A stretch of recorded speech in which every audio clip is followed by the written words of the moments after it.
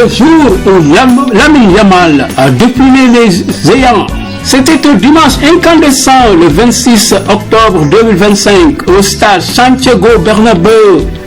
Le Classico entre le Real Madrid et le FC Barcelone battait son plein. Et tous les regards étaient braqués sur un adolescent de 18 ans, Lamine Yamal, l'étoile montante du Barça, déjà auréolé de records et de promesses. La semaine avait été marquée par ses déclarations audacieuses. Lamine, avec la fougue de la jeunesse, avait lancé des pics enflammés à ses rivaux madrilènes. Un trash star assumé, presque poétique. Quand on était petit, on aimait ça. Ce n'était pas seulement du jeu, c'était une guerre d'émotions, une bataille de fierté. Sur le terrain du choc, dès les premières minutes, Yamal tente de faire parler sa magie. Ses dribbles sont incisifs, ses appels tranchants.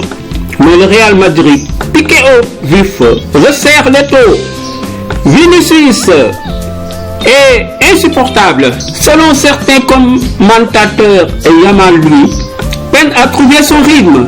Christophe Dugarry, ancien international, n'insiste pas à le qualifier de mauvais ce jour-là. Mais derrière cette critique, une vérité plus profonde se dessine. Yamal est encore en construction et chaque classique est une brique de son édifice. Remplacé à la 71e minute, Yamal quitte le terrain avec le feu dans les yeux. Mais ce n'est pas une défaite, c'est une leçon. Frenkie de Jong, capitaine du Barça, prend sa défense. Ses propos ont été exagérés car Lamine n'était pas un joueur, c'était un symbole. À 16 ans, il est déjà le plus jeune titulaire de la Liga au 19e siècle. À 18 ans, il affronte les plus grands avec l'arrogance des ce classique n'a pas été son triomphe, mais il a été son jour.